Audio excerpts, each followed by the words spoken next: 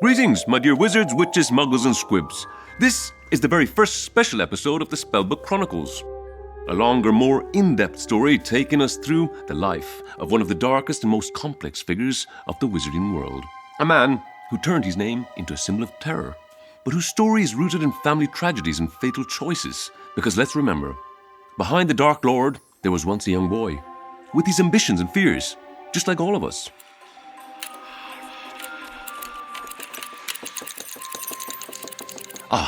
The ancient Slytherin's locket, an artifact that still seems to have a story to tell, a story that will inevitably lead us to one question. What would have happened if Tom Riddle had chosen another path? Could he have become a genius for good like Albus Dumbledore, or was his fate sealed from birth?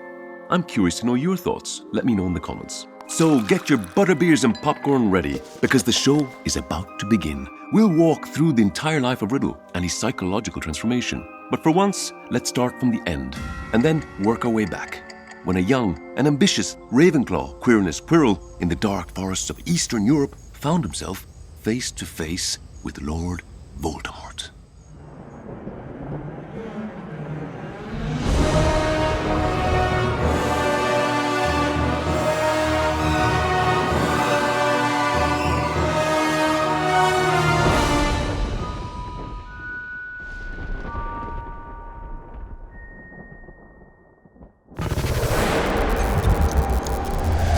Tom Marvolo Riddle, a wizard who, in just a few years, had risen to the very summit of the wizarding world, shaking its foundations to the core. His true name had long been forgotten, cast aside by the man himself, for the name he had chosen instead was one that even the most powerful witches and wizards barely dared to utter: Voldemort. But how had the Dark Lord fallen? How could someone so powerful lose everything in a single night, defeated by an unarmed infant? Harry Potter, the boy who lived, the hero who had brought an end to the reign of Lord Voldemort and his Death Eaters, was on everyone's lips. But there was one young Ravenclaw, only a few years out of Hogwarts, who cared little for Potter's triumph. His mind was occupied by other questions. Questions that all those foolish revelers seemed content to ignore. What remained of the Dark Lord? Had his body been obliterated? Was he truly dead, once and for all? And if so, how could the wizarding world be certain?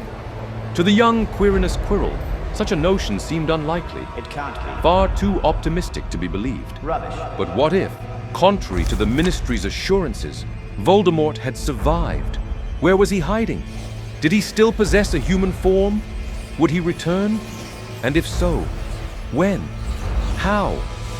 The secrets surrounding the fate of the Dark Lord captivated the sharp mind of young Quirrell, or rather, they haunted him. Proving his theory, uncovering evidence of Voldemort's survival, had become an obsession. It was 1989, and for the past few years, Quirrell spent his time as a professor at Hogwarts School of Witchcraft and Wizardry, teaching Muggle studies. As a half-blood, he possessed a deep understanding of the Muggle world, and Dumbledore, who had once regarded him as an exceptionally bright student, had seen no reason to deny him the position. But Quirrell wanted more. He longed for the defense against the dark arts post.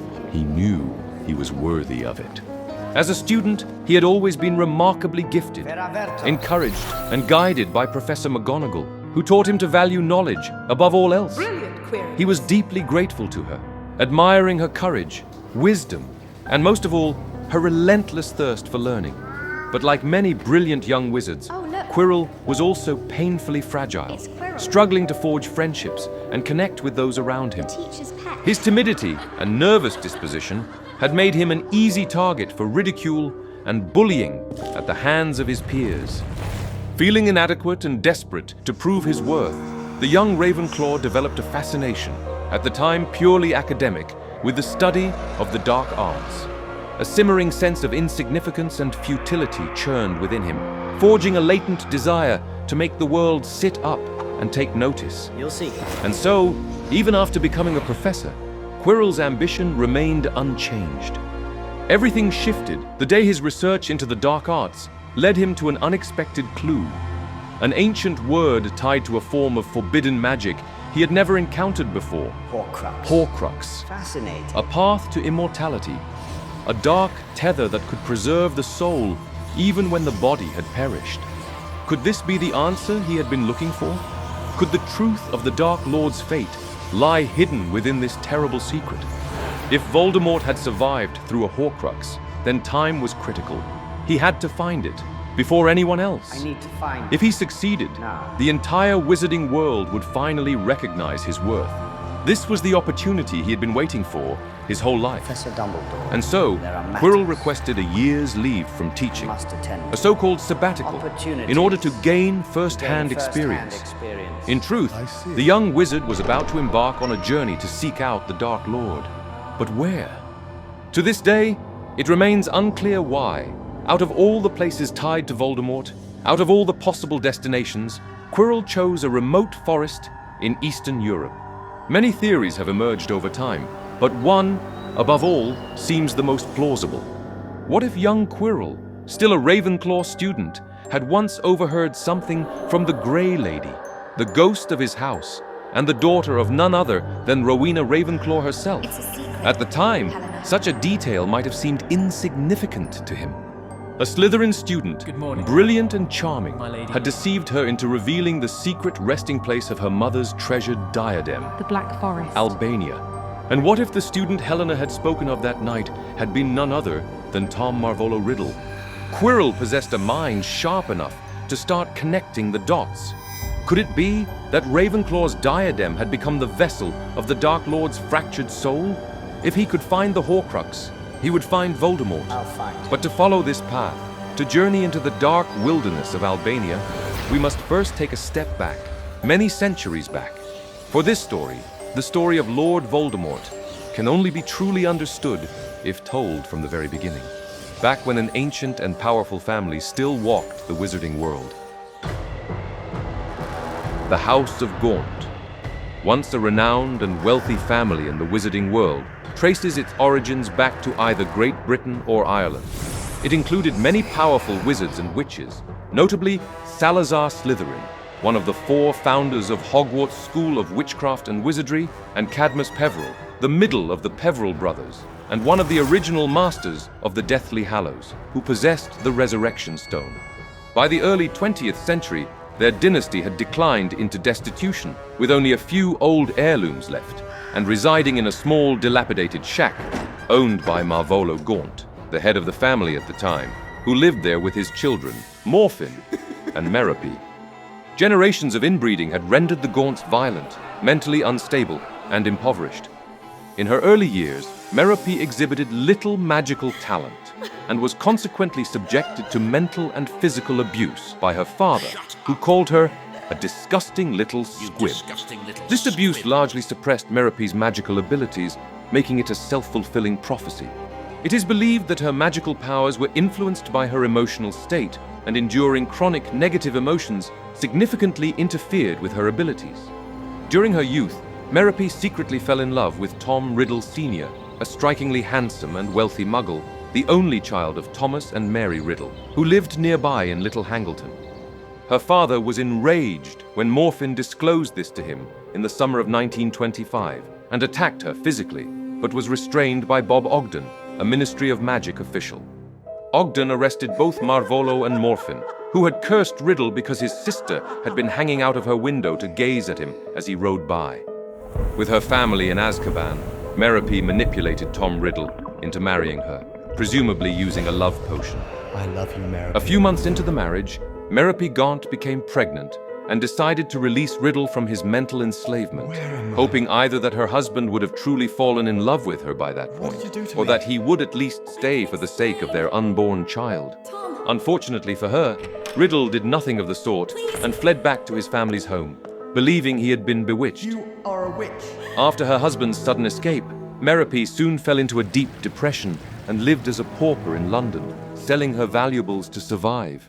She sold her locket, a family heirloom belonging to Salazar Slytherin, and one of her father's most treasured possessions to Borgin & Burke's, a shop known for dealing in dark and rare magical objects in Knockturn Alley, for only 10 galleons. She either did not know that it was a priceless artifact, or wanted to sever ties with her abusive father, valuing the meager profits much more than the painful reminder of her family. With her heart broken and her dreams shattered, Merope's powers waned due to her depression and unrequited love for Riddle.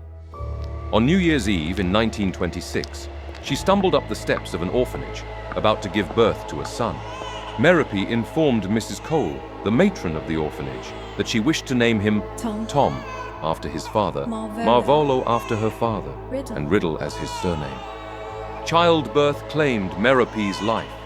Her death and the abandonment of her newborn son would indelibly shape the psyche of Tom Marvolo Riddle and, in the years to come, forever shape the history of the wizarding world.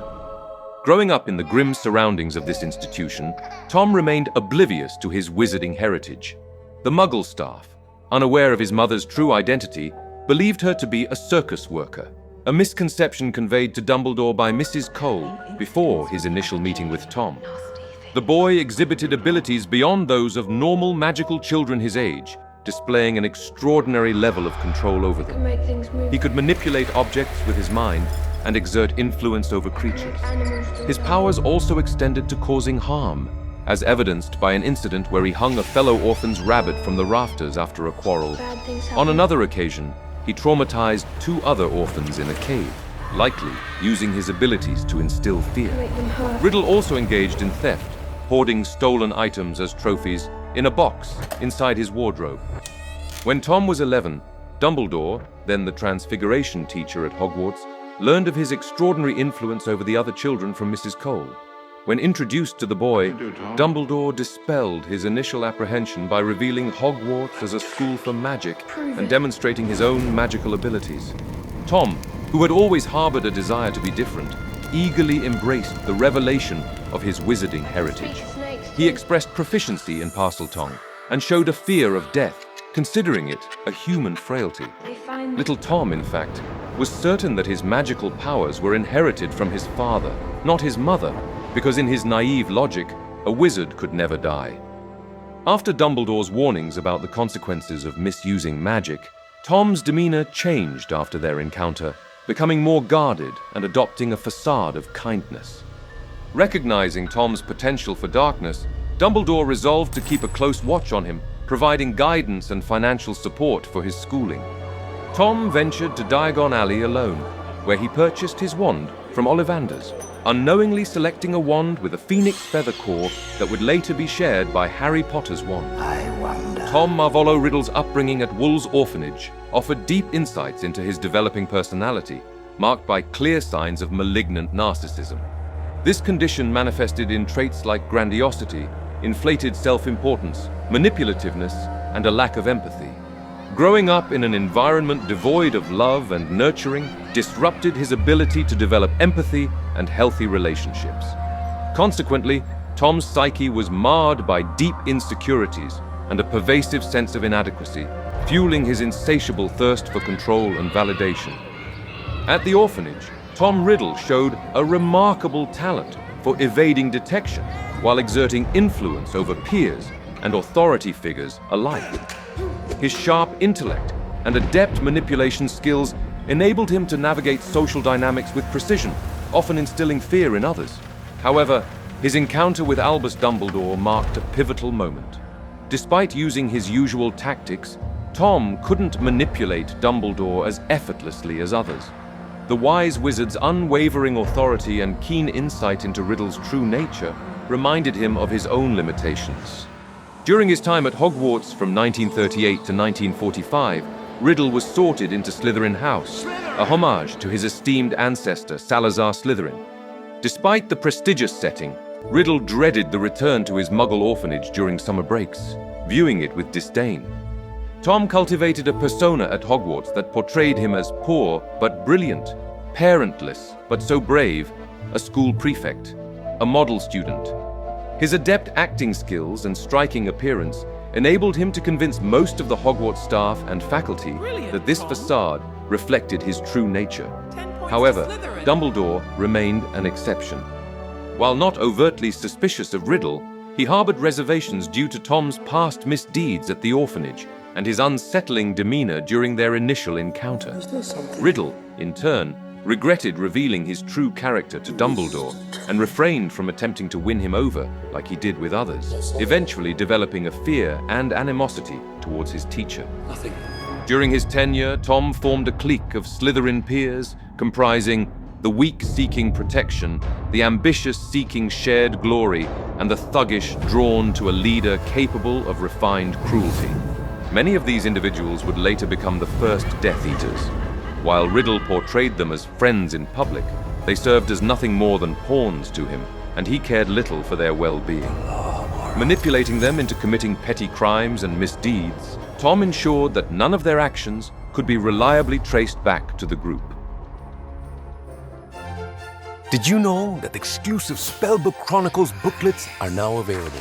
Ancient volumes filled with secrets just like the ones hidden in the restricted section. But instead of hiding from Madame Pince, all you need is a click. This Muggle technology is amazing. Each booklet contains one of the most beloved stories from the series, enriched with exclusive images. So, what are you waiting for? Start collecting them all. Your support is invaluable. Not only will you enjoy the magic, but you'll also be supporting the channel, allowing us to keep bringing you the most amazing stories, like the one in this episode. So, enjoy the show. Upon his enrollment at Hogwarts, Tom Riddle's fixation on his lineage intensified, driving him to delve into his ancestry with unyielding determination. Convinced of his father's wizarding heritage, he scoured the school's archives and historical records in search of any trace of his paternal lineage, only to confront the bitter reality that his father was a Muggle. In a symbolic act of defiance against his heritage, he adopted the moniker Lord Voldemort, an anagram of his given name, which reminded him of his non-magical lineage. With the revelation of his maternal bloodline tracing back to the Gaunt family, descendants of Salazar Slytherin himself, Tom unearthed the existence of the Chamber of Secrets, a hidden chamber rumored to house a deadly creature. Claiming his rightful status as the heir of Slytherin, Riddle resolved to unlock the chamber and unleash its guardian, the Basilisk, to purge Hogwarts of what he deemed unworthy, Muggle-born students. In June of 1943, the Basilisk's petrifying gaze cast a shadow of fear over Hogwarts, culminating in the tragic demise of student Myrtle Warren. Faced with the prospect of the school's closure, Riddle cunningly framed Hagrid and his pet Acromantula, Aragog, as the perpetrators behind the attacks. Exploiting the fear and prejudice against magical creatures, he manipulated Headmaster Armando Dippet into expelling Hagrid and awarding him a trophy for his supposed service to the school. However, Dumbledore remained skeptical of Tom's version of events, keeping a vigilant eye on the student. Recognizing the risk of exposing himself further, Riddle refrained from unleashing the full extent of his dark intentions while still a student. Instead, he orchestrated Myrtle's demise to create the first of his Horcruxes, malevolent artifacts imbued with fragments of his soul, concealed within his school diary, paving the way for the fulfillment of Salazar Slytherin's legacy. In the summer of 1943, Tom Riddle embarked on a journey to Little Hangleton, seeking to unravel the mysteries of his maternal lineage. At the decrepit Gaunt shack, he encountered his uncle, Morphin, whose crude demeanor failed to impress him. During their conversation, the old man casually remarked on Tom's resemblance to his Muggle father, igniting Tom's rage and thirst for vengeance. Without hesitation, he incapacitated Morphin, seized his wand, and proceeded to the nearby Riddle house. Armed with his uncle's wand, he mercilessly executed his father, grandfather, and grandmother with the deadly killing curse, extinguishing their lives in a swift and brutal manner. To conceal his heinous deeds, Tom manipulated his Uncle Morphin's memories, implanting false recollections that implicated him as the perpetrator of the murders. When the Ministry of Magic launched an investigation into the tragic event, Morphin readily confessed to the crimes, unaware of his manipulated state of mind. As a result, he was sentenced to a life of imprisonment in Azkaban, bearing the burden of crimes he did not commit. Tom seized the Gaunt family's signet ring from Morphin, recognizing its significance as a potent magical artifact, an heirloom belonging to Cadmus Peverell, his ancestor, and one of the three brothers from Beedle the Bard's legendary tale. In a chilling display of his dark prowess, he later transformed the ring into another Horcrux, which he proudly wore as a symbol of his power and conquest at Hogwarts. Ironically, Tom was unaware that the black gem set in the ring was none other than one of the fabled Deathly Hallows, the Resurrection Stone. Lord Voldemort's obsession with pure blood supremacy revealed deeper motivations rooted in primal fear. Born a half-blood orphan, his hope shattered when he realized his ancestors had fallen into obscurity, leaving him bereft of tangible rewards. A deep fear of being unimportant clashed with his strong belief that he was meant for greatness, typical of a narcissistic mindset. Identifying as Slytherin's descendant gave Riddle newfound self-worth, bolstered by the belief in his innate superiority. By extinguishing the Riddle family and assuming a new identity, he sought to solidify the narrative that his great bloodline guaranteed his destined greatness. His extreme anti-Muggle-born sentiment, namely the total rejection of his paternal heritage, rallied support among purebloods. For Riddle, championing a noble cause garnered blind devotion, amassing power and wealth. By infiltrating influential circles, he aimed to secure autonomy and ascend to unparalleled supremacy, shielded from threats. Tom's transformation into the Dark Lord symbolized a relentless pursuit of power, fueled by a desperate desire to transcend humble origins and ascend to supremacy. This was his ultimate choice. Tom Marvolo Riddle was dead forever. Lord Voldemort had arisen. Beware. September 1942. A new school year was beginning at Hogwarts. Tom delved into the forbidden realms of dark magic, driven by an insatiable thirst for immortality. As Lord Voldemort, his objective was now clear: to become the most powerful wizard of all time. No one could rival him, not even Dumbledore. Making this future a reality became his obsession. With his charm and manipulative prowess, he ensnared Professor Slughorn, the venerable potions master and head of Slytherin House, who had always had a soft spot for Tom's talents and academic conduct. Look sharp, Tom. Indeed, despite his relentless research, Tom had been unable to find any information about the limits of creating a Horcrux, and hoped that the professor could reveal the truth about this mystery. At the tender age of adolescence, in fact, Riddle harbored ambitions of transcending mortal constraints, aiming to achieve immortality through the creation of multiple Horcruxes, a concept shrouded in ancient sorcery. Herpo the Foul, an ancient Greek dark wizard famous for creating the basilisk, first devised Horcruxes. They were originally thought of as a singular undertaking. Consequently, for centuries, the potential outcomes of attempting to create multiple Horcruxes were unknown, as it was believed that achieving such a feat was impossible. To make a Horcrux, a wizard had to first damage their essence by committing murder. This act, considered the ultimate evil, resulted in the metaphysical tearing of their soul. Only a true, deliberate, and conscious act of murder against another person, carried out without any regret or remorse, could achieve this. Killing in self-defense or to protect someone else would not suffice, nor would a mercy killing. You cannot die. The object chosen to house the soul fragment could be almost anything, including a living being or creature. Protected. Driven by his obsession with the number 7, symbolizing ultimate power in magical lore, Riddle sought to fragment his soul into 7 pieces, thereby tethering himself to the mortal realm indefinitely. Consulting Slughorn, Riddle probed the depths of forbidden knowledge, seeking validation and guidance for his audacious endeavor. Oblivious to the true nature of Riddle's inquiries, Slughorn unwittingly facilitated the young prodigy's descent into darkness, imparting knowledge that would haunt him in later years. During his 7th and final year at Hogwarts, Tom's ascent to prominence continued unabated. Bestowed with the prestigious title of head boy, he dazzled both peers and professors alike with his exceptional intellect and unrivaled magical prowess. Achieving top honors in every examination and earning accolades such as the Medal for Magical Merit, Riddle emerged as a prodigious talent, hailed as one of the brightest minds to grace the hallowed halls of Hogwarts, an accolade even acknowledged by the venerable Dumbledore himself. What pinnacle of power could a wizard aspire to? From a tender age, Tom Riddle harbored a deep-seated fear of mortality. The belief that greater power could have spared his mother's life fueled his relentless pursuit of supremacy, rooted in the insecurities of a narcissistic mind. As seen in individuals with psychopathic traits, Tom was characterized by low arousal levels and an insatiable thirst for stimulation, which predisposed him to seek thrills beyond conventional boundaries. For a wizard of Riddle's disposition, the notion of pushing the limits, transcending mortal constraints, and delving into the obscure realm of Horcrux creation would hold irresistible allure.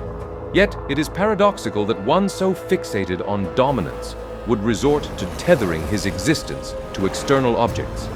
Entrusting his fate to loyal followers or concealing fragments of his soul in significant locations underscores Riddle's arrogance and overconfidence.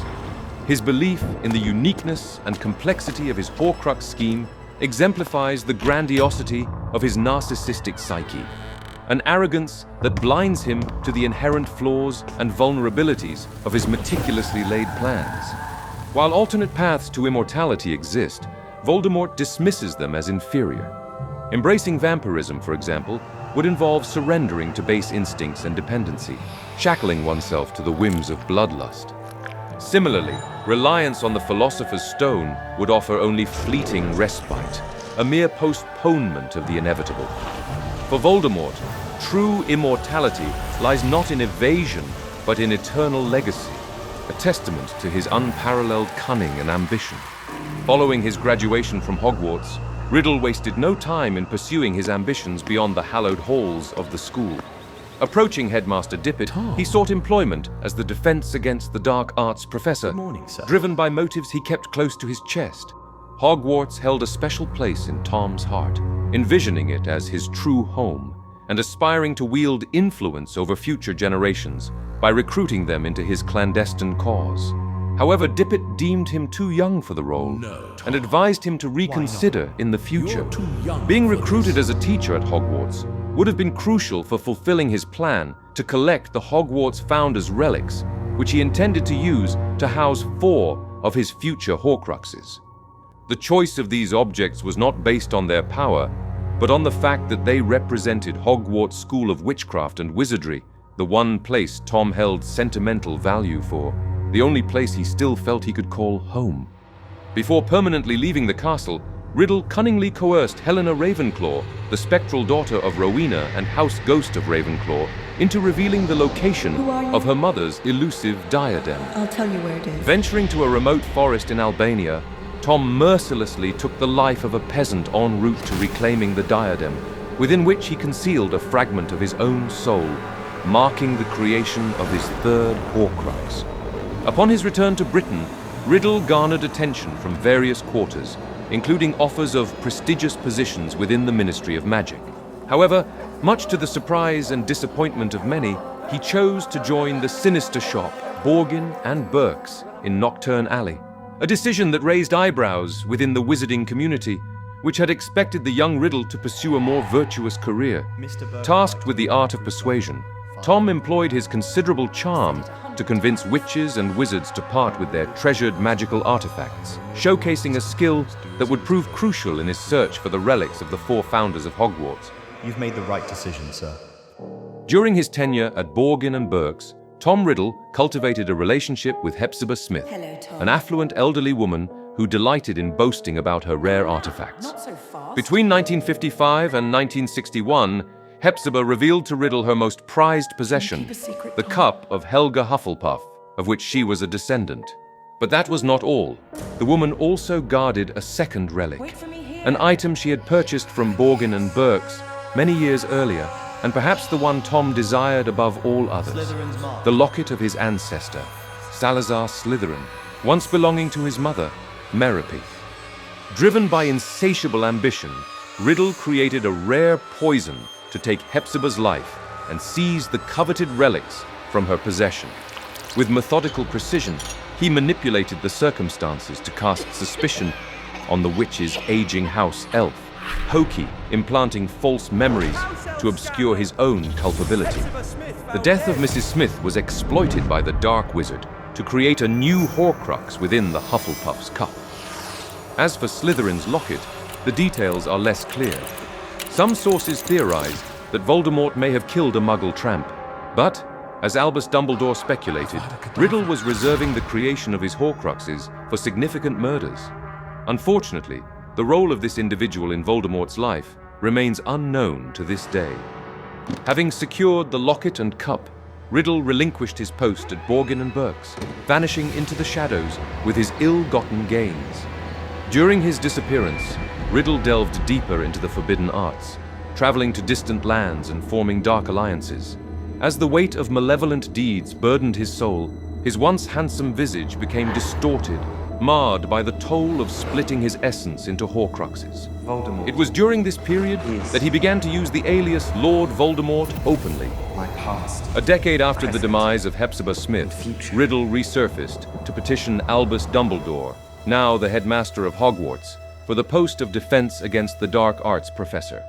This position would indeed have allowed him to investigate the whereabouts of the Sword of Gryffindor, the only Founder's relic not yet in his possession. Additionally, through teaching, he could gradually mold the minds of new generations, building a large following of acolytes.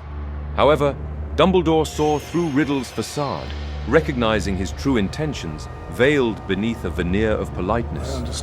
Unable to confront him openly, the Dark Wizard departed with a final, subtle reprimand from his former mentor, leaving behind a legacy of transient defense against the dark arts instructors, attributed by Dumbledore to Riddle's curse. Despite the apparent failure of his mission, Voldemort seized the opportunity to conceal one of his Horcruxes, Ravenclaw's diadem, within the Room of Requirement, which he had discovered during his years as a student. His arrogant belief that he was the only wizard capable of uncovering such a secret of the castle would later prove to be a fatal mistake when Harry Potter finds the hidden Horcrux. Embracing his newfound persona, Riddle embarked on a campaign to amass followers, branding themselves as Death Eaters. Some were drawn to his vision of Muggle domination, exploiting the same discontent that Grindelwald had previously harnessed, while others succumbed to greed or fear, seeing Voldemort as a means to achieve their own ambitions. During this period, Voldemort honed his ability to infiltrate and manipulate minds, becoming the most accomplished legilimens the world had ever seen, according to Severus Snape.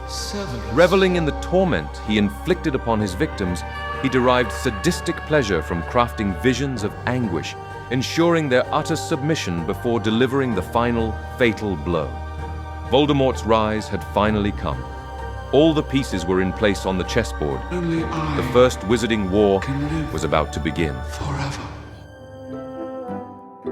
Ah, there you are, my beloved viewers. Fear not, I'll be quicker than a golden snitch. First of all, I want to thank you all for being here for this episode of the Spellbook Chronicles. And if you think Quentin Pendragon is charming enough to deserve your generous support, you might consider leaving a like. And I highly recommend subscribing to the channel too, clicking the bell icon to make sure you don't miss a single episode. And why not, joining the channel to get priority access to every new video for just a couple of galleons. So, what are you waiting for? As darkness begins to spread across the wizarding world, a formidable force rises, intent on unraveling the very foundations of society. Lord Voldemort, a name spoken only in hushed whispers, seeks more than mere power. His desire is a warped vision of order. The Dark Lord persuaded his followers that to establish a world ruled by peace and strength, the current regime had to be obliterated at any cost. In this new world, only those of pure blood, strong will, and shared beliefs would be permitted to survive and prosper. Yet, in reality, Voldemort held little regard for political ideals. His sole focus was on increasing his magical prowess and surpassing all others as the greatest wizard to ever exist. His ultimate pursuit? Power, omniscience, and immortality, transforming himself into a godlike being. Voldemort designed his own personal symbol, a serpent emerging from the mouth of a human skull, a sigil he called the Dark Mark. He enchanted this mark as a tattoo on the forearms of his followers, allowing him to summon them to his side at will. Dark forces began to stir across Great Britain, a country that had previously remained untouched by such sinister magic, even during Gellert Grindelwald's reign of terror. Voldemort and his followers began covertly murdering poor and homeless muggles, individuals whose disappearances would go unnoticed. Using necromancy, the Dark Lord reanimated their corpses, creating an army of inferi, a feat unparalleled in history. Grindelwald had once considered raising such an army for his revolution, but had aimed to use the Resurrection Stone, misunderstanding the true power of the Deathly Hallows. In March 1965, the notorious and sadistic werewolf wizard Fenrir Greyback, now a loyal Death Eater, murdered 2 Muggle children, evaded justice, and even harmed the son of a high-ranking ministry official.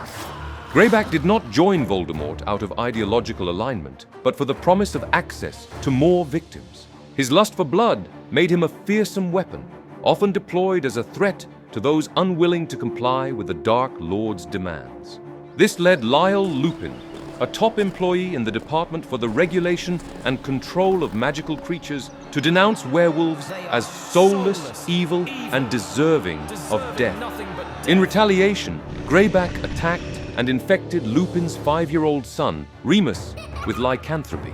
This event prompted the Ministry to enact a ban on the breeding of dark or dangerous creatures, a move supported by the infamous magizoologist Newt Scamander. Voldemort was masterful at exploiting one of the wizarding world's deepest flaws, the marginalization of magical creatures and beings. Alongside the werewolves, who were shunned by much of wizarding society, the Dark Lord recruited the giants, long driven into the mountains by witches and wizards. Some feared the goblins might also join his ranks, given their long-standing resentment over being barred from using wands. However, this alliance never materialized. In fact, Voldemort personally wiped out an entire family of goblins in Nottingham. In 1968, Nobby Leach, the then Muggle-born Minister for Magic, was succeeded by Eugenia Jenkins, following an alleged poisoning orchestrated by his Muggle-prejudiced advisor, Abraxas Malfoy. Like her predecessor, Eugenia showed empathy towards issues of social justice. Around this time, Squibs, alongside other marginalized groups, began to march for their rights, demanding equal treatment. These movements sparked violent riots among pure-blood supremacists. Many of the old aristocratic wizarding families, from which a significant number of the early Death Eaters were drawn, felt their very way of life was under threat. While not all supremacists joined Voldemort's ranks, many offered their support to his cause in secret. It was within this tense atmosphere that in 1970, Voldemort publicly revealed his identity, declaring himself the Dark Lord and launching acts of extreme terrorism across Britain. Thus, the First Wizarding War officially began. Faced with the rising threat of the heir of Slytherin and his declaration of war, Bartemius Crouch Sr., then head of the Department of Magical Law Enforcement and known for his unyielding stance against the dark arts, issued an order allowing Aurors to use unforgivable curses on Death Eaters without prior warning. In some cases, suspects were handed over to the Dementors without the formality of a Wiesengamoth trial. This resulted in many innocent individuals being unjustly imprisoned. Due to the horrors unleashed by Voldemort and his Death Eaters, terror gripped the wizarding world to the extent that his name was rarely spoken, and he became known as You-Know-Who, or He Who Must Not Be Named. As fear spread, some witches and wizards who had been labeled as blood traitors for marrying muggles were forced to leave their loved ones in the non-magical world to protect them from the Dark Lord's retribution. Voldemort personally killed hundreds of wizards, but only engaged in combat with those he deemed worthy of his attention or too powerful for his followers to defeat. His encounters showcased magical feats believed impossible, solidifying his reputation as the most powerful and dangerous dark wizard in history, surpassing even Gellert Grindelwald. Meanwhile, several Death Eaters managed to infiltrate the Ministry of Magic, obtaining key strategic positions. Through blackmail and the Imperious Curse, they extended their influence, destabilizing the government from within, which was desperately trying to maintain order and uphold the statute of secrecy from the Muggle world. Augustus Rookwood, an unspeakable in the Department of Mysteries, established a highly successful espionage network within the Ministry. To maintain secrecy, Voldemort ensured that many Death Eaters did not know the identities of their fellow followers. Adding to the confusion, he placed numerous innocent people under the Imperious Curse and forced them to execute his orders, increasing paranoia. Despite the widespread chaos and destruction, Hogwarts' School of Witchcraft and Wizardry remained a haven throughout the war, protected under the watchful eye of Albus Dumbledore, the only wizard Voldemort truly feared. A staunch advocate for Muggle and Muggle-born rights, as well as the protection of other oppressed groups, Dumbledore had risen to the role of headmaster of Hogwarts. His fame, bolstered by his defeat of Grindelwald and numerous other achievements, also led to his appointment as Supreme Mugwump of the International Confederation of Wizards and Chief Warlock of the Wiesengarmot. In these prestigious roles, Dumbledore passed significant legislation aimed at thwarting dark forces and ensuring the security of Great Britain. He famously declined the position of Minister for Magic, stating that such power would be corrupting, even to someone with pure intentions. It was Dumbledore's influence, both overt and covert, that prevented Voldemort and his Death Eaters from securing immediate victory in the war. Feeling daunted by the unpredictability and cunning of his former mentor, and reminiscent of the powerless child he once was, Voldemort sought to rigorously test the capabilities of his Horcruxes, to affirm the breadth of his immortality.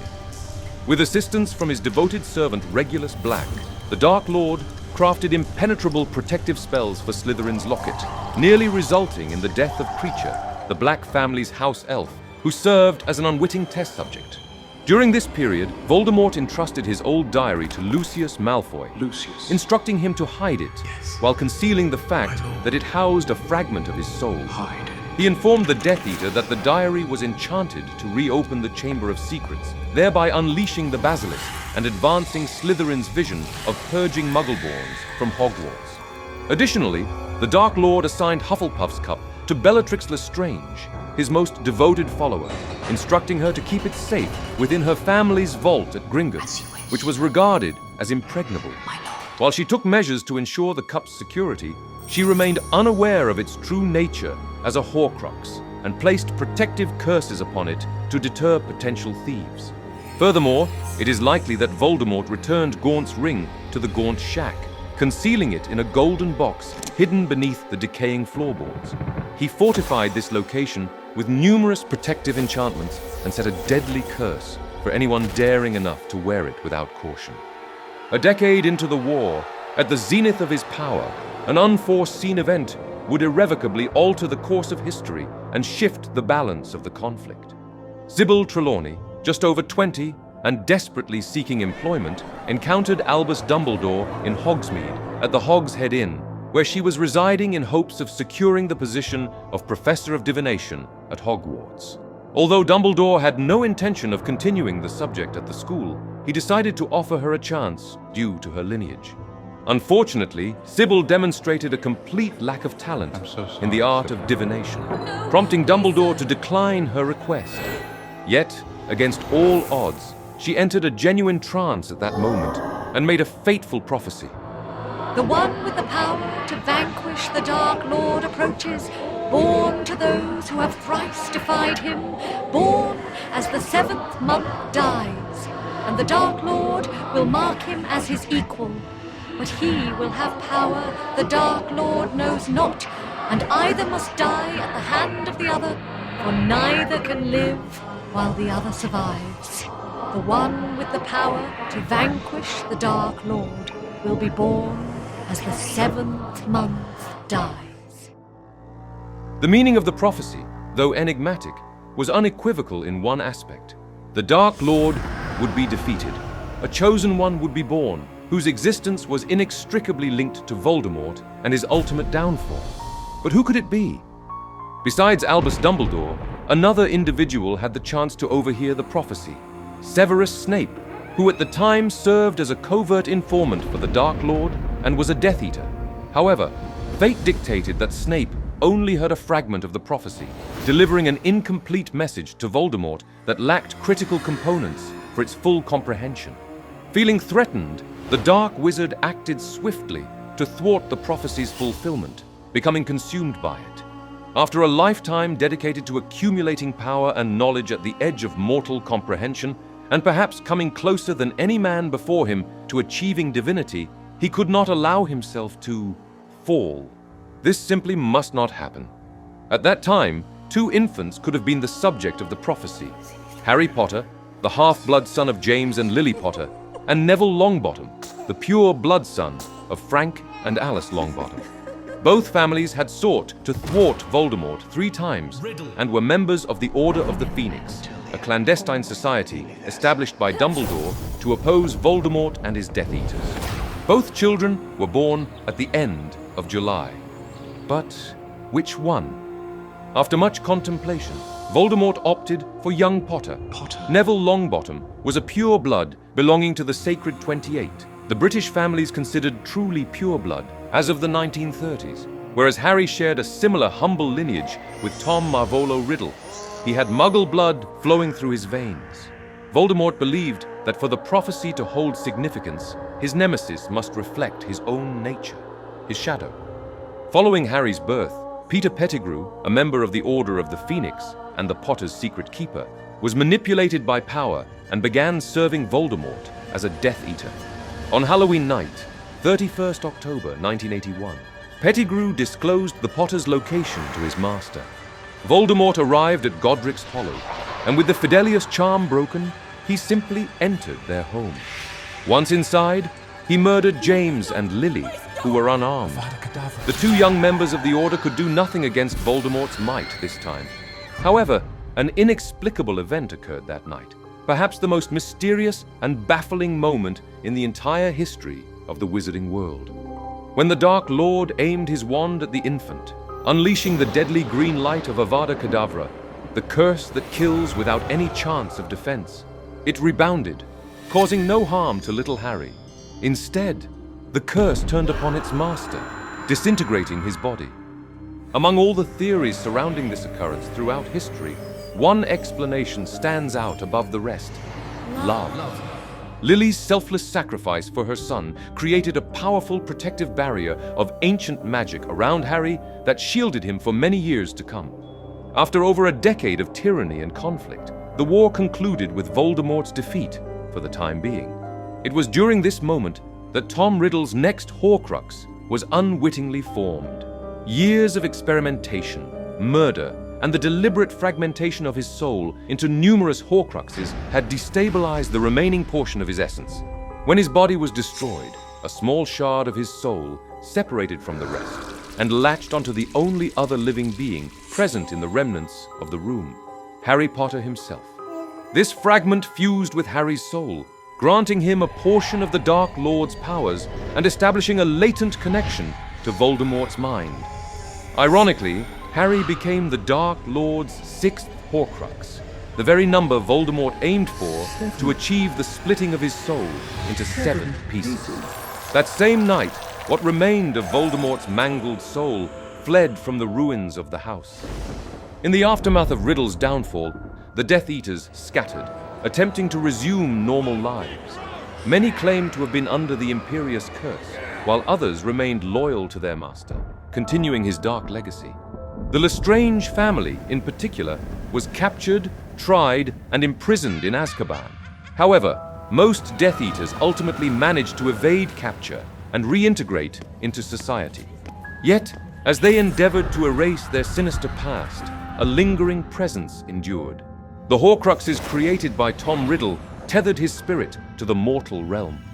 Whispers began to emanate from a distant forest in Eastern Europe, the voice of a nameless shadow. A whisper in the dark, a confirmation of a young wizard's suspicions as he hunted the trail of the Dark Lord. And so, we return to the prologue of our story, to Quirinus Quirrell and his relentless obsession. He would prove to the entire wizarding world that Voldemort was far too powerful to have truly perished. After leaving the halls of Hogwarts behind, he had finally embarked on his journey to Albania, a journey far from easy, through lands as ancient as they were steeped in dark magic. Here, hags still lurked in the depths of the forests, and vampirism held dominion over the night.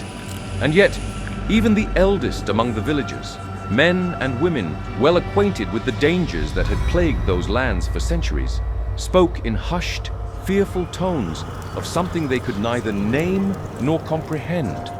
A shadow without form, a presence of almost demonic nature, concealed in the darkest depths of the forest, where its very touch drained the life from all it met.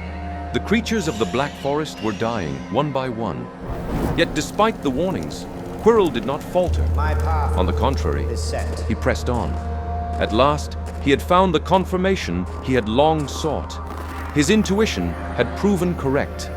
If he ventured deep enough into the forest, it was only a matter of time before he would come face to face with the Dark Lord, or with whatever remained of him. When the moment came, he could not afford to lower his guard.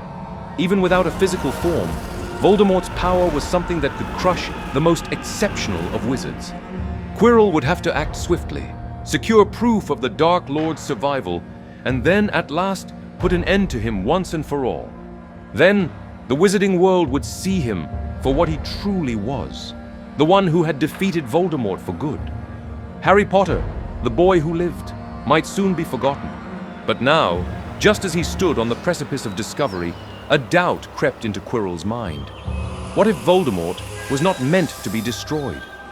Perhaps he was skilled enough to capture him, to keep him under his control, to force him to share his knowledge, to extract from him secrets of magic so dark and powerful that Quirrell alone could never hope to fully grasp, even in a lifetime of study.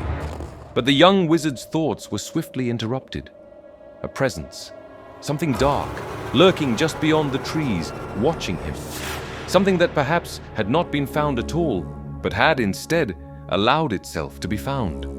There could be no more doubt. Lord Voldemort had survived. Yet just as Quirrell had feared, the Dark Lord's power was far beyond anything he could hope to counter, even in such a diminished state. His mastery of legilimency remained intact, effortlessly peeling away the layers of Quirrell's mind, extracting every thought, every hidden fragment buried within. As soon as Voldemort realized that the pitiful human before him was none other than a teacher at Hogwarts School of Witchcraft and Wizardry, he knew that fate had once again set its course. After many years, the time had finally come to return. The Dark Wizard transferred his essence into Quirrell's body, embedding himself within him, feeding on his very being like a dark and powerful parasite, a parasite that could not be controlled. And so it was that the young wizard, who had left England with great hopes and ambitions, returned no longer knowing who he truly was. His mind twisted, his soul mutilated. Were his thoughts truly his own, or were they the Dark Lord's? Quirrell could no longer comprehend it, and in time he ceased to question it altogether. He simply endured for his own survival, and for the survival of the one he would come to call master. I met him when I traveled around the world. A foolish young man I was then, full of ridiculous ideas about good and evil. Lord Voldemort showed me how wrong I was. There is no good and evil. There is only power, and those too weak to seek it. Since then, I have served him faithfully, although I have let him down many times.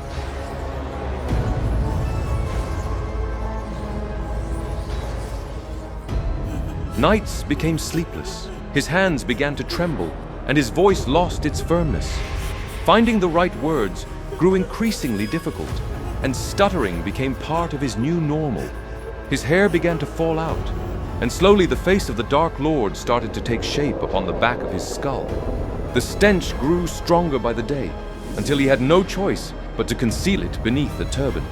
It was a gift from a Persian prince, He would tell those who asked. a token of gratitude for vanquishing a fearsome zombie that haunted his kingdom. Just before his return to Hogwarts, Quirrell was struck by an unexpected news. Olivia Green, who had taught defense against the dark arts the previous year, had decided to leave the position for a job at the ministry. Farewell, Thus, Hogwarts. Albus Dumbledore, with the suggestion of Professor McGonagall, decided to offer Quirinus Quirrell the coveted position. It should be him. However, Minerva. the old ambitions that the man once held no longer mattered to him. Accepting the position was an opportunity that his master would not allow him to waste. And so, it was done. That year at Hogwarts, someone arrived whom Voldemort had long awaited to encounter again. The one responsible for his downfall. The one whom the prophecy had designated as his destined enemy. I'm Harry. Harry Potter, Harry Potter. the boy Can't tell you who how. lived. Please don't. It was then that Quirrell began to investigate, helping his master devise a meticulous plan to bring him back to life, to restore the power he once had. The entire wizarding world would regret ever being so naive as to believe that Lord Voldemort would never return. He had no doubt. His resurrection would come through the only artifact capable of generating the very essence of life itself. The greatest work of the alchemist Nicholas Flamel, the Philosopher's Stone. Yes, But that is another story. my lord. And so, our journey through the life of Tom Marvolo Riddle, the greatest of all dark wizards, comes to an end. But even darkness has its role in the universal balance, because what value would light have without its opposite?